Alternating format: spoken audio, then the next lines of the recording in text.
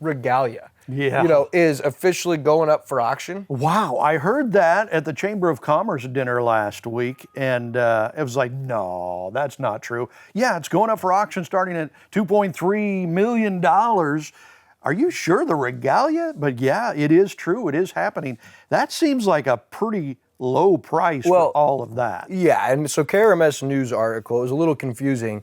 It starts with, if you have $2.3 million in your pocket, you could become the next owner of the Regalia Hotel and Conference Center. Well, the 83-room complex with indoor and outdoor pool and swim-up bar, a gym, spa, and other outlets. It's got 18.7 acres. It's on the market, but with a starting bid of $2.3 million. So that's probably going to go up. Yeah. It's an auction being conducted online starting November 14th, and will come to an end at noon on November 16th.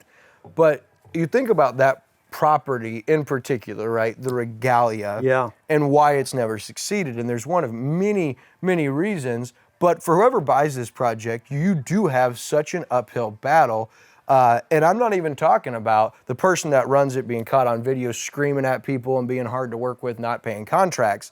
That's been notoriously the case for ownership and management at the Regalia. But you have this beautiful property, Chris. Yeah. They put in all these millions of dollars in renovation. You have this elephant or hippopotamus bar. It's the largest swim-up bar at the Lake of the Ozarks and in mid-Missouri. You have all of these festivities, all of these things going on. You've got different restaurants inside and ice cream shops and conference space.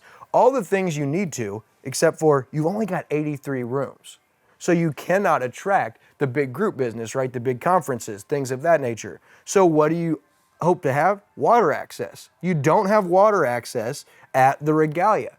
And so what you need to do is be on the consciousness and on the pulse of the locals, and that has never been the case for the Regalia. You don't think of the Regalia as being a place that the community thinks about to go to the Royal Catch for dinner, and so they've failed there, but you've got all of these things working for you, but you've got an uphill battle because you've only got 83 rooms with amenities and things that should be at a resort for 400 to 500 rooms, and they don't have that. They don't have water access, and if the locals aren't thinking about it, they're not going to succeed.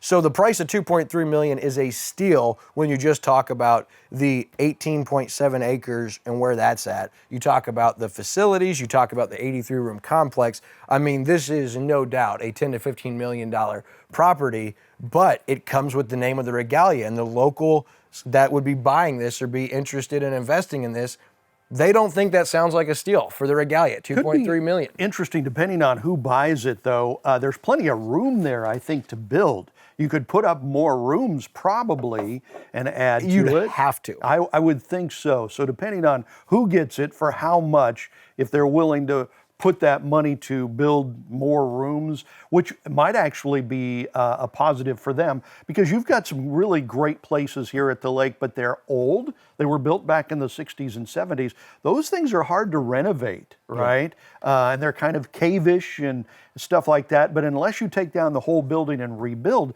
there's not a whole heck of a lot you can do with it. And people don't seem to mind as much about those older places because you've got water access, right. You've got golf courses, you've got things to go with it, and you've got enough rooms that if you're a Fortune 500 company or a big corporation and you want to come to the lake for your 1,000-person conference, you don't have enough rooms to do that at the Regalia. And so the Lodge of Four Seasons, that works for you because it's got the space. So, and it's always been to me a bit of a conundrum as far as why are they dumping all of this money into this property? You know, they've got that cigar room in there. They're paying their bartender, God knows what. He's a famous McCormick Berman model, but no one knows about it.